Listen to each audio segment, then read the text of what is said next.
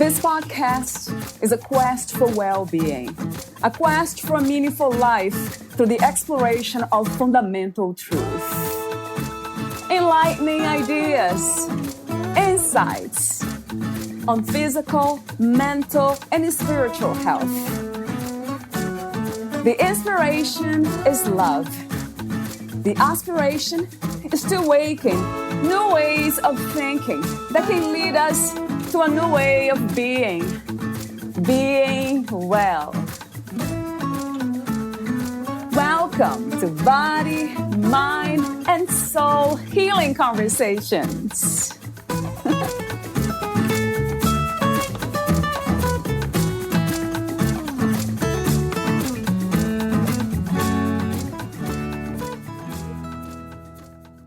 The state of full consciousness exists in the absence of all thought. Not only the strategic thoughts which revolve around our material and personal existence, but also the intellectual faculty of observing and witnessing is no longer called for.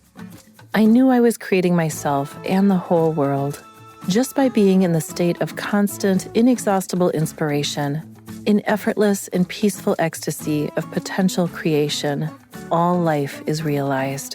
I say potential because that's the essence of consciousness, the energy that creates unlimited potential. What we experience as our life is a result of our multidimensional perceptions. Monique. Valeria interviews Monique Rebelle. She is the author of Transcendence Calling, The Power of Kundalini Rising and Spiritual Enlightenment. Monique was born in Warsaw, Poland. She left Poland on her own as a teenager to pursue a career as a visual artist in London, Amsterdam, and Paris. Her paintings from those years were done in postmodern neo-expressionist style. One was purchased by the Royal Dutch Collection in Den Haag. After moving to the United States and settling in Los Angeles, an epiphany experienced in 1988 made her art shift into a new, non-objective direction. In 1992, she experienced an even more profound, life-changing occurrence. Following the years of contemplation of the experience, Monique became a spiritual teacher. Her book, Transcendence Calling, describes the experience, transformation, and insights, and offers the general description of the system of our multidimensional consciousness that Monique teaches. Since the experience, Monique lived on Maui, Hawaii, Anchorage, Alaska, and is now permanently settled in Reno, Nevada. Transcendence Calling has been in the ranks of an Amazon bestseller for 4 years. Monique's new book, titled 7 Steps to a Better Human, scheduled to be released next year, goes deeper into the system of our multidimensional consciousness and practices focusing on training and cultivating chakras. Monique continues working on her art in abstract and figurative styles. Meet Monique at MoniqueRebelle.com. Here's the interview with Monique Rebelle.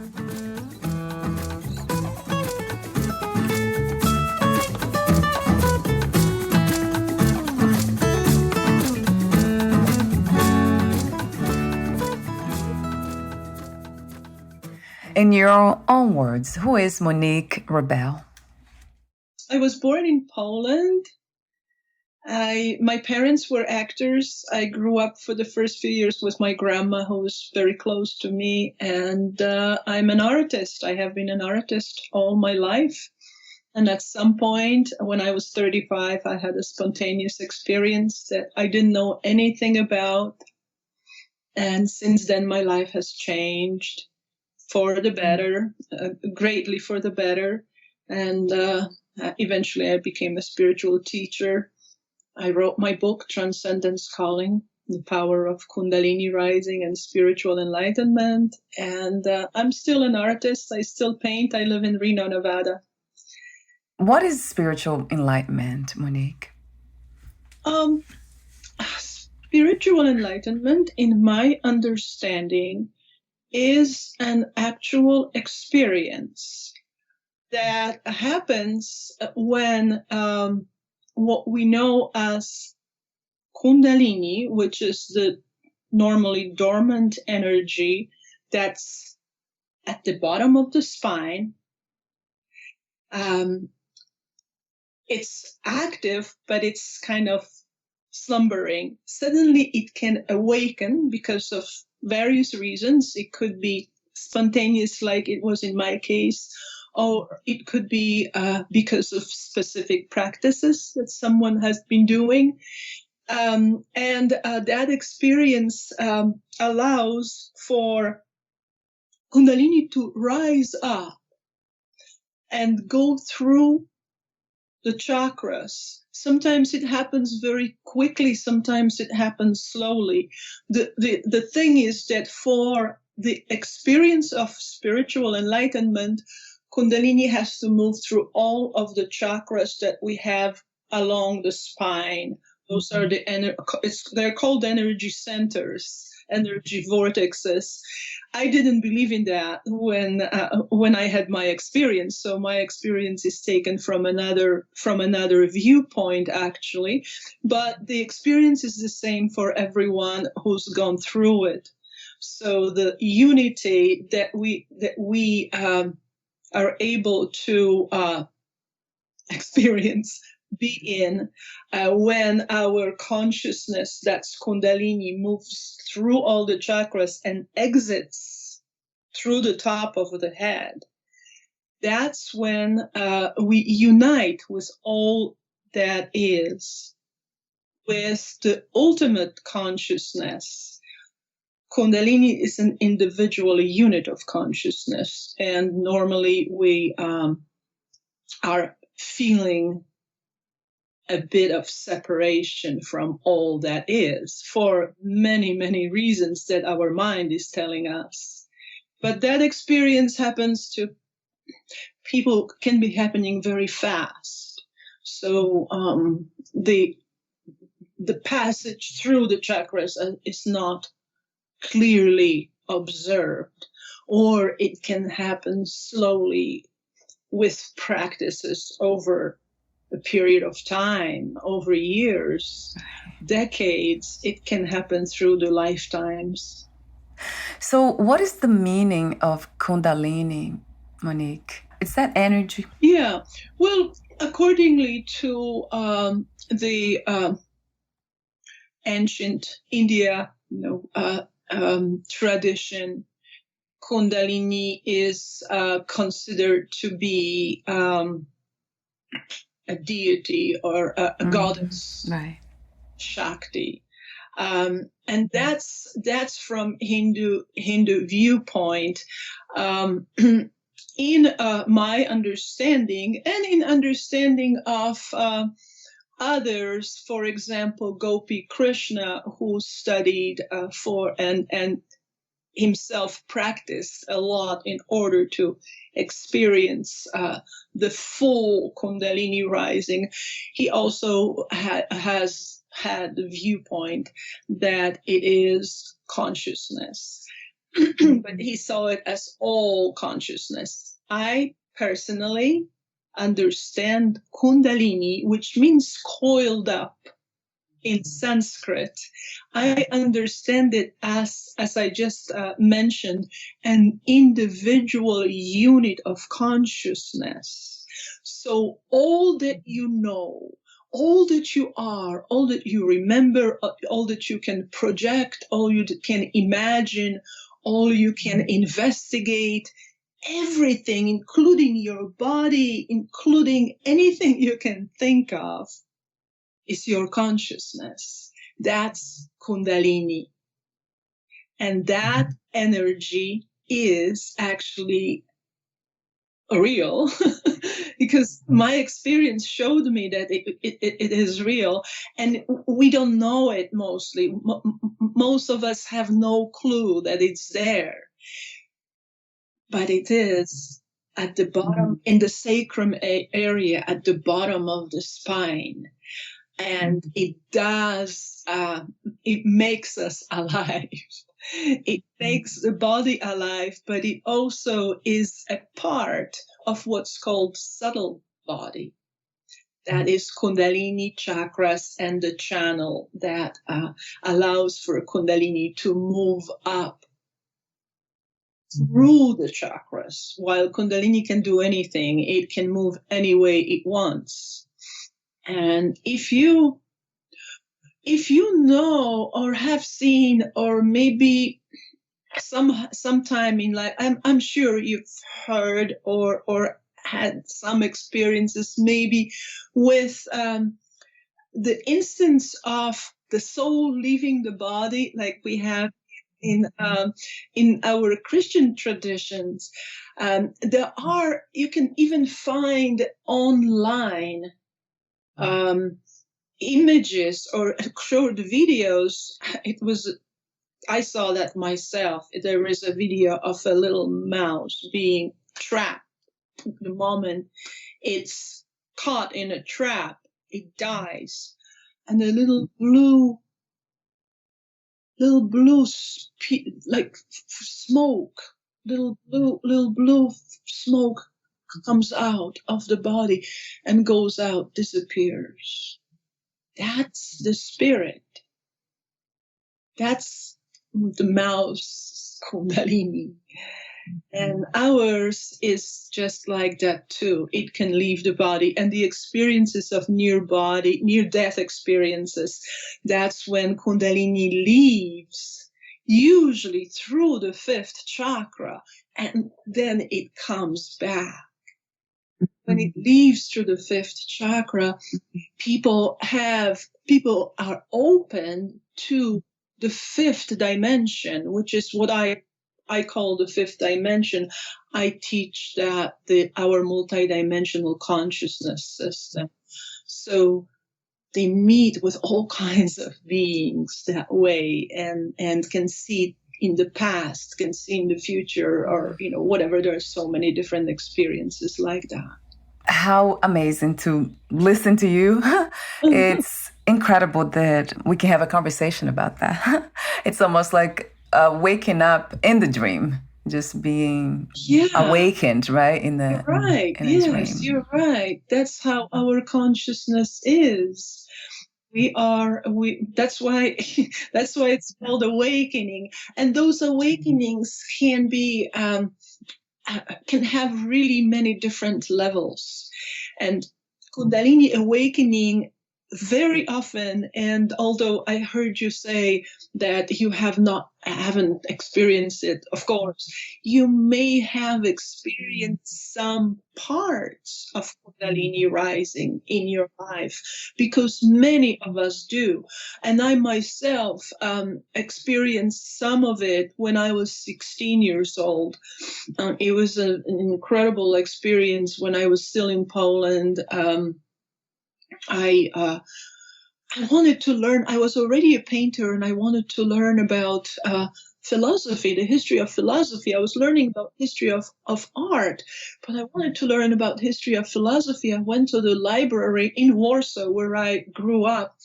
It was a beautiful library on the 2nd floor of a building in the center of Warsaw, and I didn't know where to look for, so I asked the librarian about the book that I could start reading that would show me the beginning of philosophy, of philosophical thought. And I was given huge 2 volumes of Indian philosophy. I had no idea it would be that. And then I was browsing through the book, because there were so many difficult names, and I had not much patience. I was 16, and I just was reading through it, like looking through the pages, and I stopped on the page that had a verse that said something about Atman and Brahman. And I learned, and it explained what Atman was and what Brahman was. And Atman is the individual soul, and Brahman is the ultimate consciousness, all that is. And it talked about that at some point, Atman unites with Brahman. And when I read that, something happened to me. I just grasped it. It just felt like it hit me in such a way that some kind of surge of energy was within me. It was just lifting up, and I started to feel that incredible joy, that brightness, that yes, I get it, yes. And I had to run out of the library. I was afraid I was going to start yelling and screaming loud. So I was running out of the library, and it was on the second floor, and I was flying down. As I was flying down, I couldn't believe how fast I was moving. And at the same time, when I looked at the wall that was the staircase wall on the right, I could see the wall as if I was looking at it in slow motion. I couldn't believe it. I was flying so fast that within seconds I was down on the ground floor. And yet, while it was happening, I could see all the little bumps on the paint on that wall, and I could see scratches. I could see the paint showing through the previous layers. It was just all I said to myself was, remember this, remember this. And then I goes out on the street. The light was bright, and I was standing there not knowing what to do. What am I supposed to do now? It was a busy street, cars and people walking. Oh, and I just didn't know what to do. I was completely lost. But then I saw that my feet were moving. I was walking, and I was not only walking, I could not feel my weight. I was just hovering over the street, and I got scared because I was getting to the intersection, and I thought I didn't know how to stop. I was just moving. I had no command over my body. And right on the edge of the intersection, my feet stopped. And then when the light got green, I kind of floated through, but towards the end of the crossing, I started to feel my weight coming back, and it felt clumsy. Yeah. I was just so uncomfortable. I was just being human again. My body, this is heavy. This is uncomfortable. And I looked around, and I was still walking, and I saw the shop windows and things that I knew so well because I grew up in that place and lived in that area for probably 6 years already at that time. And it felt like coming back from a space travel. You know, I saw it all being the same as it was before, being normal. And that was so many years ago. But that was one of the experiences when your consciousness goes up to the third chakra, opens it up, and you feel that brightness, that sense of knowingness. That's the mind that's for the moment. And this is what spiritual teachers like Eckhart Tolle will talk about, present time, right?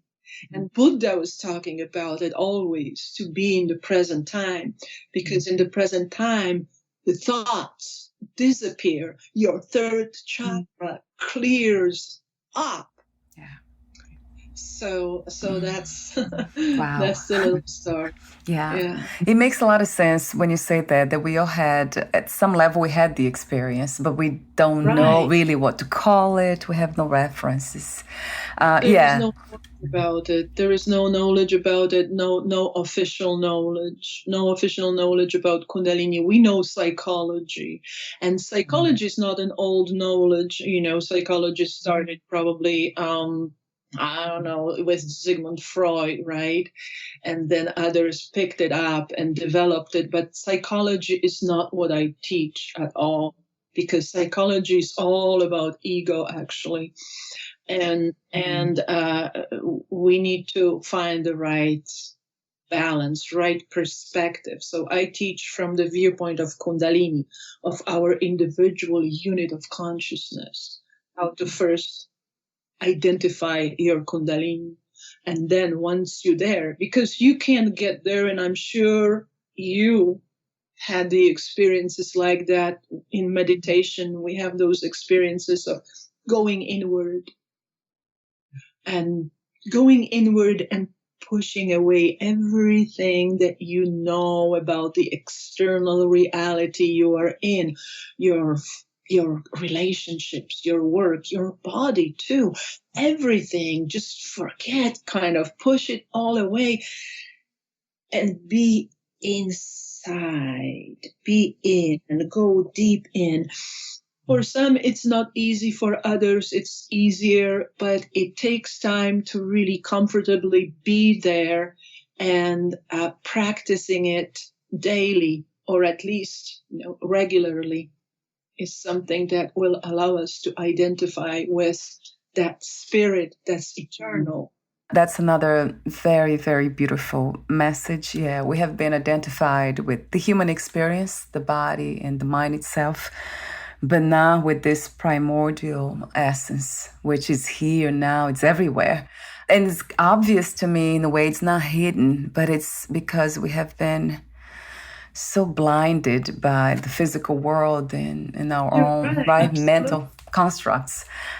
Yes, you are. Yes, you absolutely. And the other thing is that we assume that our consciousness is human. Yeah, yes. But it's not. True. See, it's not unhuman, but it's not human. It's all there is. It's in a piece of rock. It's in the gravel. It's in inanimate objects too. It's everywhere. Consciousness is everywhere. And that's that ultimate consciousness that's there all the time. And its potential allows for the phenomena that we experience to manifest themselves. It's all in the enlightened states. Consciousness is in a potential. We are conscious creators, and we are created and creators at the same time of endless phenomena that keep on happening without time. That is all the time. At every moment, everything is anew. But you see, with the mind, we are not supposed to know it with our mind. Our mind is just a small part of our consciousness. The mind is the third chakra. Your mind, my mind. We may agree on some things a lot. We may disagree on others because your chakra or your third chakra is conditioned in a certain way because of your past experiences, because of your background, because of whatever else. And so is mine in the same way. This third dimension, the dimension of mind and will, is what makes us who we are as individuals, and it has the sub-dimension of time, so we can create our truths with it. And that illusion is there for us. And as I'm sure you know, that spiritual teachers talk about Maya, talk about everything out there being an illusion. But how does it happen, right? How is it that it is illusion? But when I touch it, it's real, right? Yeah, and I teach about that. You can't understand it right away. We need to go through each of the dimensions.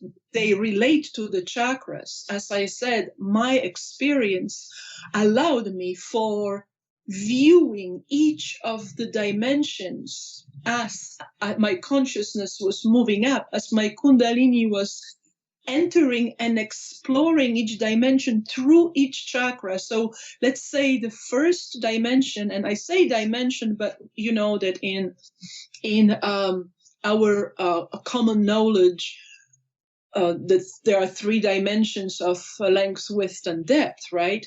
I call those sub-dimensions. And the first dimension is all that is material. everything material, the smallest, microscopic elements, atoms, and the galaxies, cosmos, and incredibly huge, material objects, gases also, all that is material. Our bodies belong to the material world. But then there is the second dimension of emotions. That's the reaction to what's going on. And so there are 7, just like there are 7 chakras, and each of them is different. By the time we get to this and operate on different principles, it's only by the time we get to the 6th dimension, which is our 6th chakra, our 3rd eye, vision and intuition, is opening us up to that immense dimension of visions that are interpreted with intuition, of systems like astrology, numerology, any divination system, tarot cards, archetypes, gods, goddesses, sacred geometry. There are many, many different systems out there that somehow don't belong to our logical 3rd dimension, our 3rd chakra mind that thinks, that's goal oriented and thinks logically in a linear fashion. So when our consciousness is towards the end of that 6th dimension, that has many layers, this is when we can see through the process of self-inquiry, which you may have heard of too. Ramana Maharshi talked about it, and other teachers talked about it too. They define it in a slightly different way, but it's still that same process of self-inquiry. And I define it as asking questions and receiving answers. So through that process of self-inquiry, eventually we can see how time is a sub-dimension of the third dimension that we enter with the 3rd chakra. So that's when we can see that time is also a concept. And once we understand that, how time was created, we understand that everything else is also created. Our past, our future, our present, it's all created through the creation of the inspired, all there is consciousness. Yeah, that caught my attention in your book. I love the way you titled that too, 7 Worlds, One Truth. Right. That's it. Yeah. I love that. And then talk to me a bit more about I know you didn't reach there yet in this conversation, the 7th chakra. It's the 7th dimension of pure intellect. Right. We need to understand that we have sort of as if 2 minds. The first one is the one that we use on daily basis all the time. This is this overpowering 3rd chakra mind that takes us into the 3rd dimension of thoughts and will. This is a goal-oriented mind that tells us what time are we going to do this, what's happening with that, how are we going to pay the mortgage, where to go on vacation. And science as well is in that dimension. Everything that the mind can understand, our understanding is based on the words that we know the meaning of, and we communicate and understand each other that way. So that mind is very powerful, and it's very, it wants to rule us. And then the 7th, that's the 3rd chakra. That mind, concludes by identifying, right? Oh, I know that person said that, this person said that too. Maybe this is true. So it's already 2 people saying that. So whatever, you look at something, go, oh, I know that but this looks a little different than the other thing that I know that looks like that. It's all identifying. The seventh chakra is the mind that we don't have much of experience with on regular basis. We are not taught it in school, except for the ones who maybe want to study philosophy, right?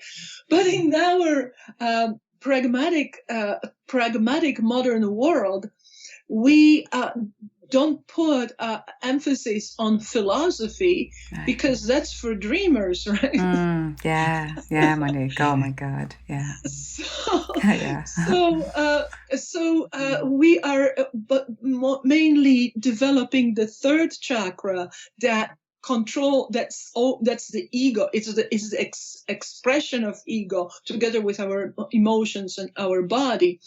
But the seventh one is that one that does not have a goal-oriented action. It observes, it witnesses, and it concludes by discernment. So kind of like opposite to identifying, right? It concludes by discernment. And as it keeps on concluding by discernment, it comes to very fine nuances in understanding, in seeing, but it's not just seeing. The practices for the seventh chakra are about looking at what's around us, but without assuming that we have to do something with it. We have to put it from one place to another, that we have to paint that windowsill or clean the window because it's dirty. Just letting it be and observe. And also, that's a very, very important dimension, because this is where the universal truths are being told. So the truths that the greatest spiritual teachers like Buddha or like Rumi, right? The poet Rumi, he spoke from the seventh dimension. And some philosophers, Socrates or many others, spoke from that dimension. Now, to say, I know that I don't know, as Socrates did, that takes a little bit of higher understanding, because the third chakra mind wants to know and wants to say, I know this, I know this, I know this, I know this, and I want to know better than everybody else or others or whatever. There is a competition to it. So the seventh dimension, the seventh chakra is something we necessarily need to develop, because it allows for the Kundalini to go through it. It has to open up. And if there is no self-inquiry, that is the essential tool of developing the seventh chakra, then our consciousnness, even if it goes up to the sixth chakra, then it can get stuck in the world of religious fanaticism, right? Because this is the level. This is the sixth dimension is where we have religions and gods, and gods can tell us something or give us an order, and it's so right, it's so true. Whoever has experiences with sixth dimension in that way, you can't tell them that it's not correct. They know for sure that it's right, and they believe in that, and the lower chakras reinforce those beliefs too. But when the seventh chakra opens through your individual self-inquiry, and your consciousness explodes out of it. It's a tremendous power when it goes out of it into the light. It's just light. This is why it's called a spiritual enlightenment, because once your consciousness moves through that crown chakra, you can't think anymore. There is no thoughts possible. It's only light. Nothing but light and full awareness that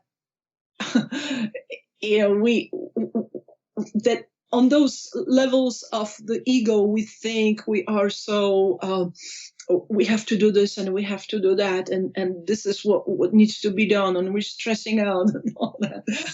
And when our consciousness is there together with all there is, we realize that it's mainly an intention, and we can't think at that time. That's the truth. We can't think. So it's not like we realize anything specific that's formed in a thought, but we are fully in the process of creation, realizing that we are being created and we create at the same time. That we are conscious creators of all there is.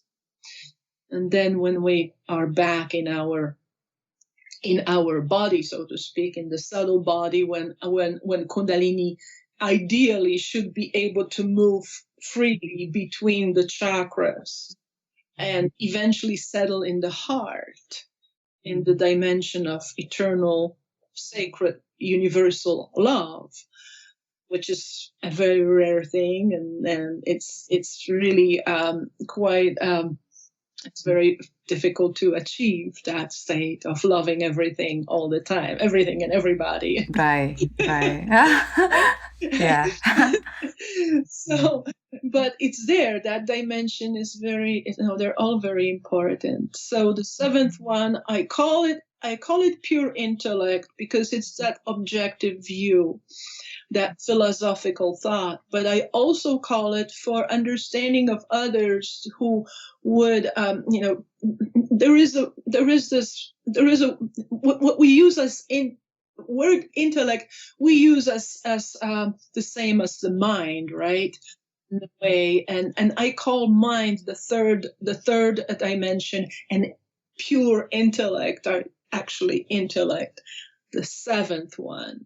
When you can make conclusions that are not related to your personal needs or group needs or human needs or whatever, you know what I mean? There is no goal in there.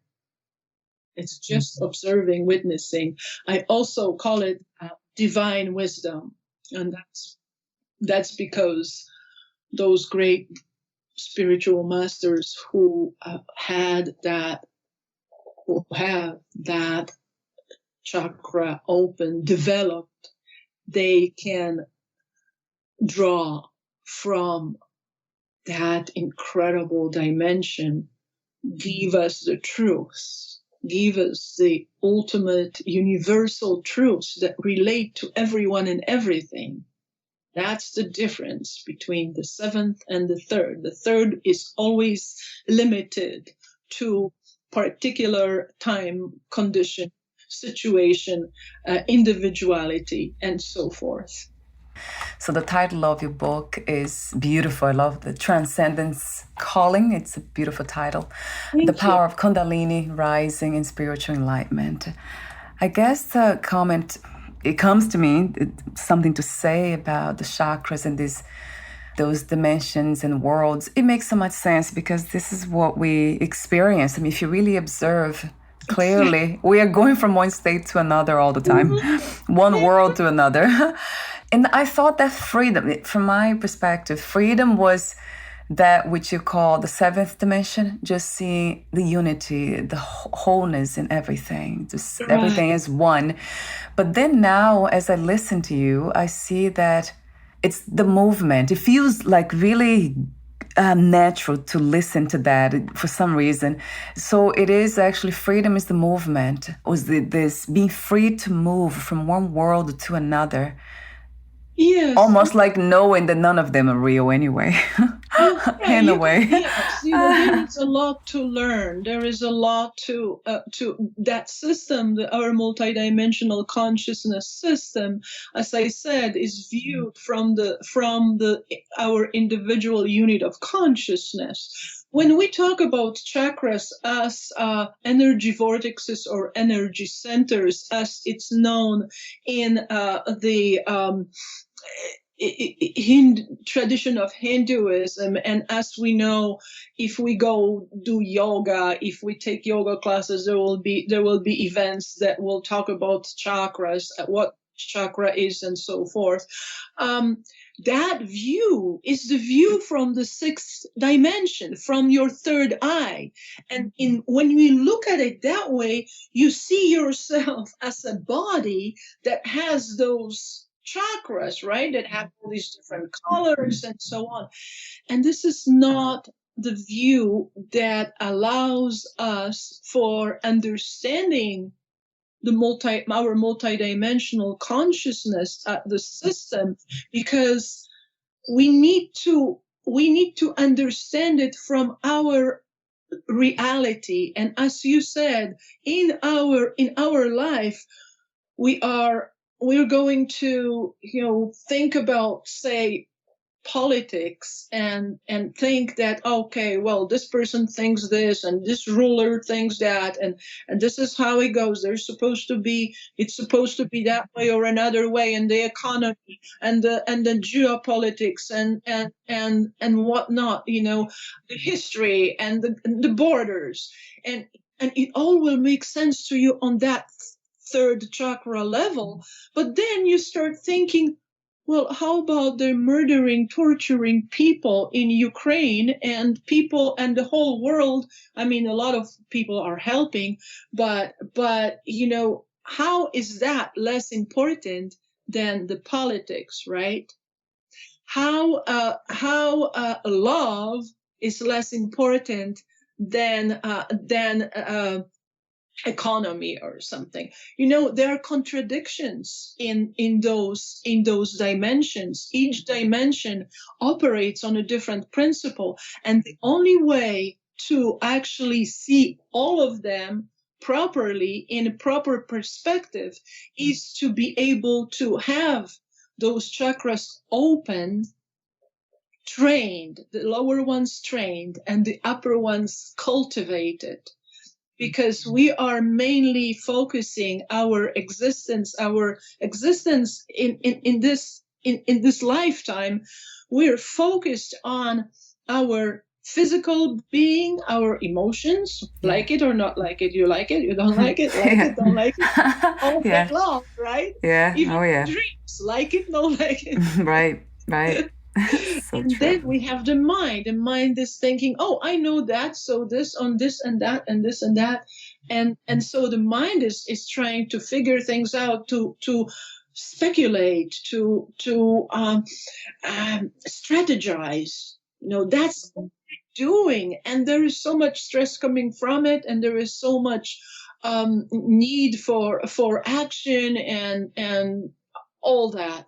But then there are those upper dimensions, like love is right above the fourth one, it's right above the third. And if we can break through with our consciousness, if we can move it up to the third, clear that third one from all those mental systems that we have, all those concepts that are with us since we were children and then grow and grow.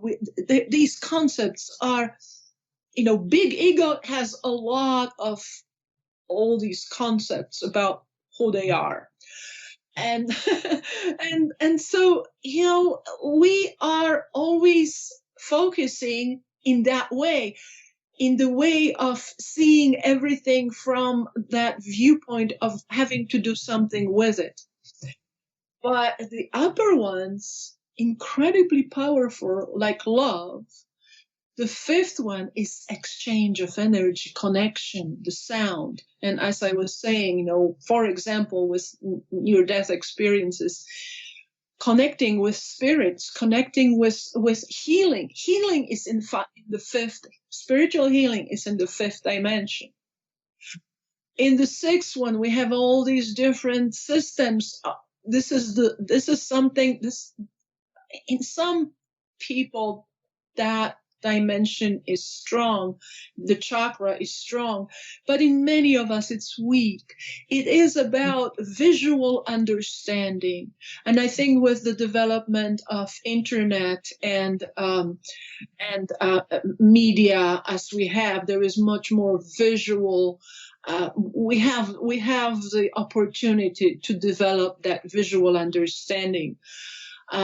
Which is very, very important, extremely important for our consciousness to be able to move through the sixth dimension without getting stuck in it and believe in things.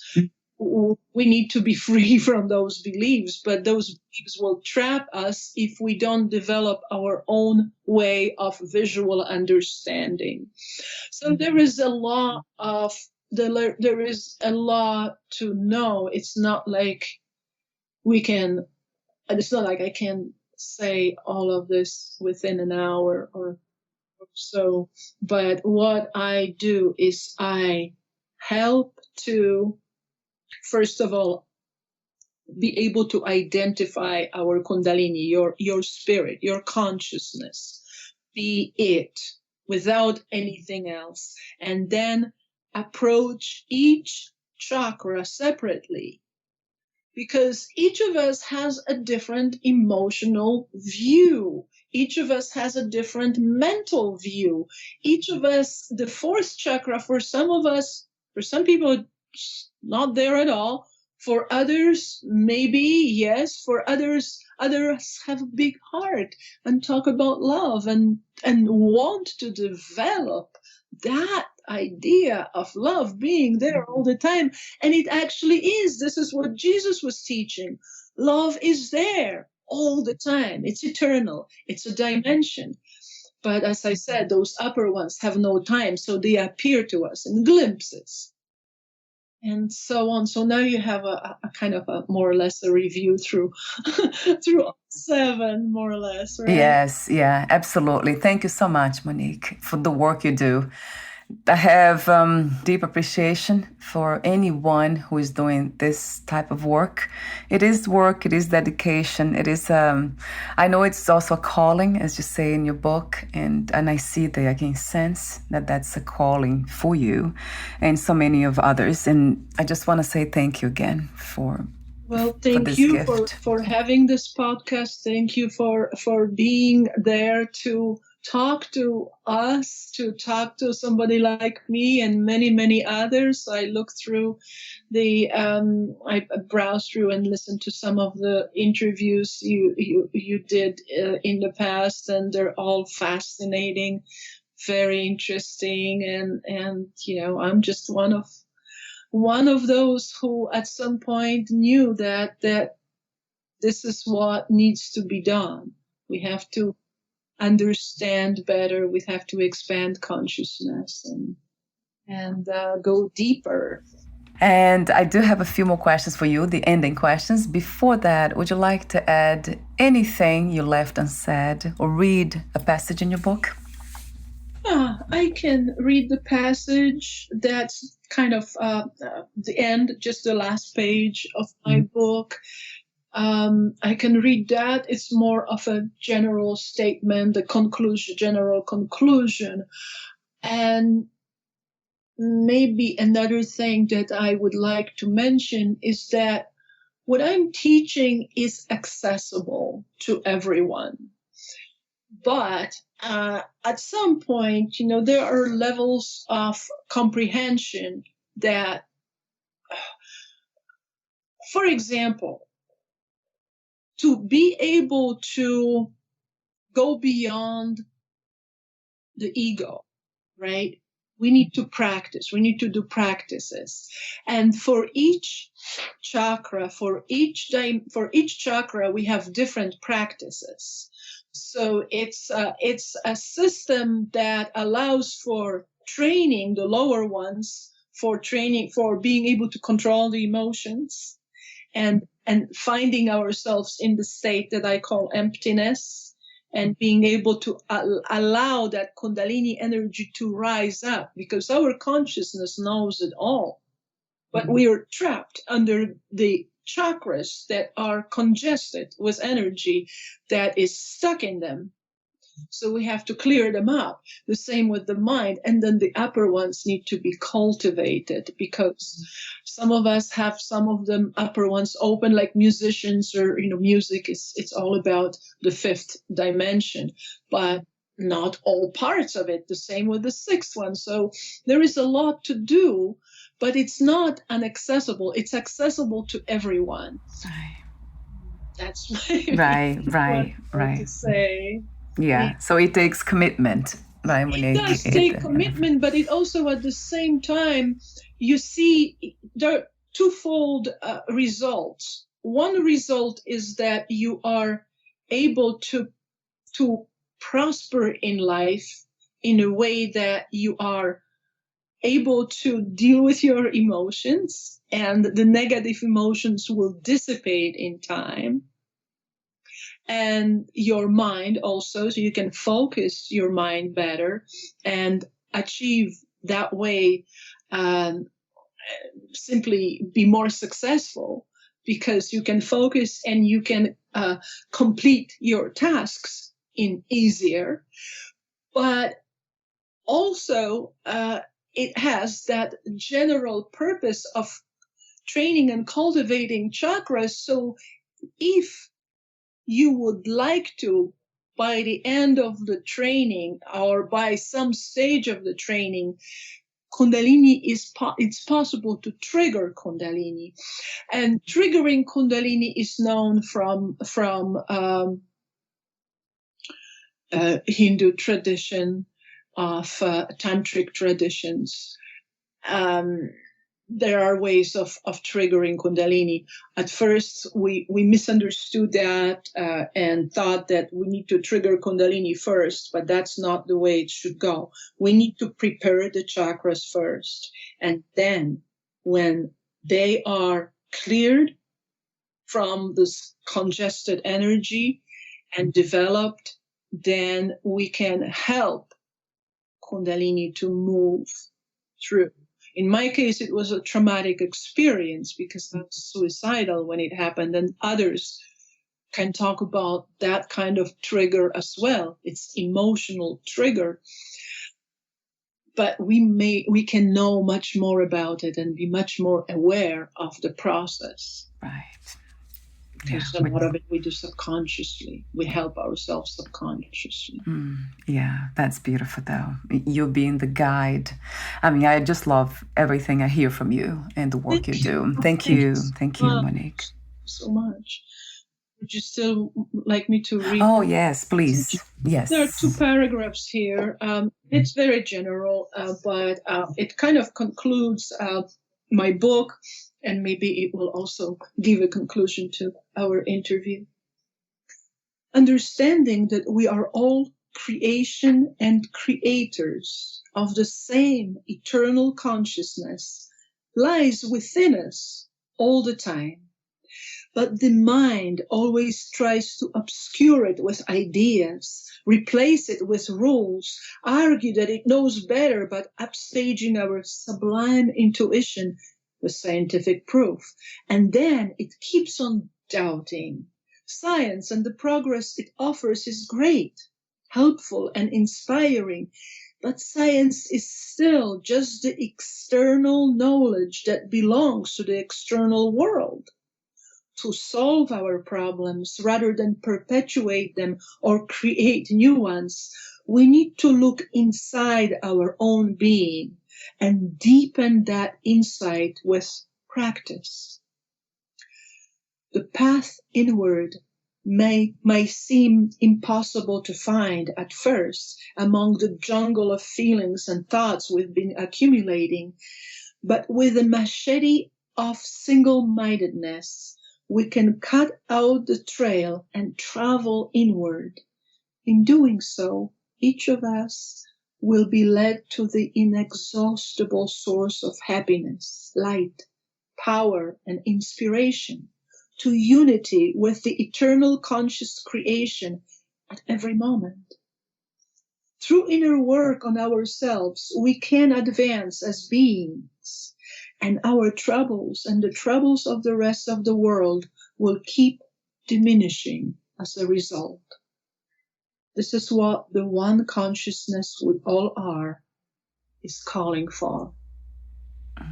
That's wonderful to be reminded. The mind, right? To be reminded of these things. Yeah. That's so refreshing. Thank you again, Monique, very much for being you. Thank you so much, Valeria. What is another word for life? What comes to mind? Well, another word for life. It is consciousness. It is existence in some ways.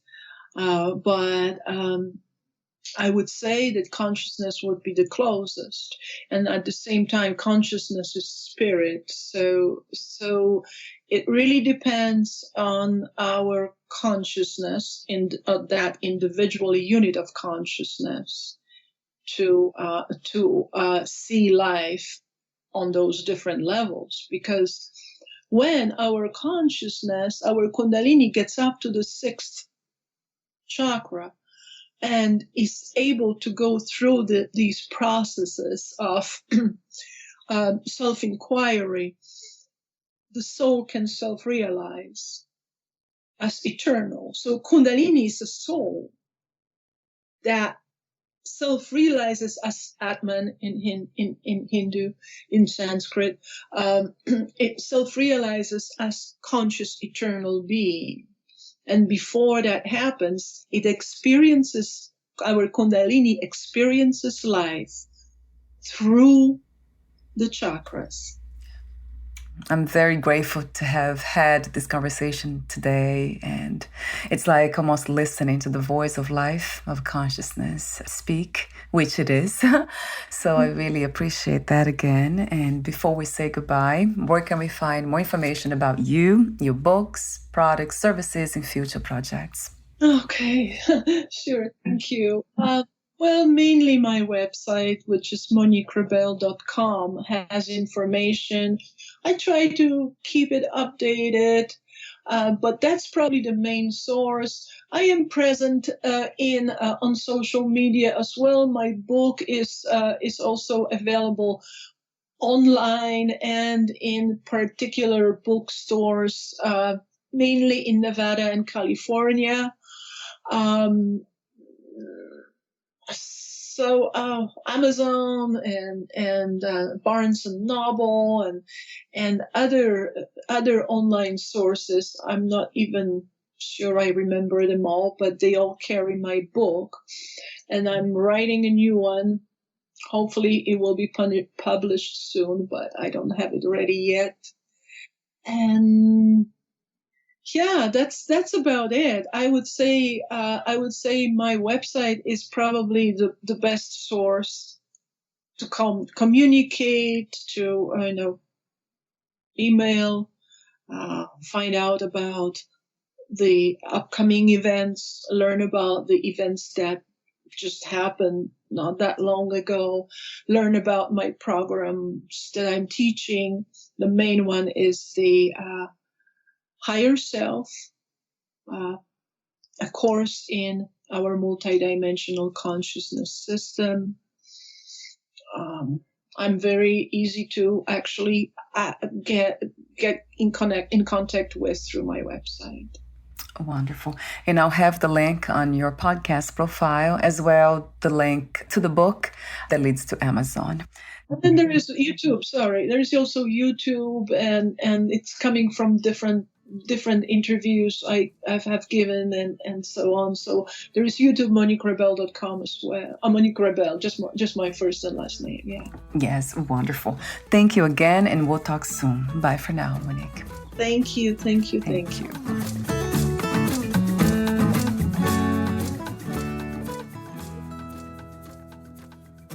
Thank you for listening. To learn more about Monique Rebelle and her work, please visit MoniqueRebelle.com.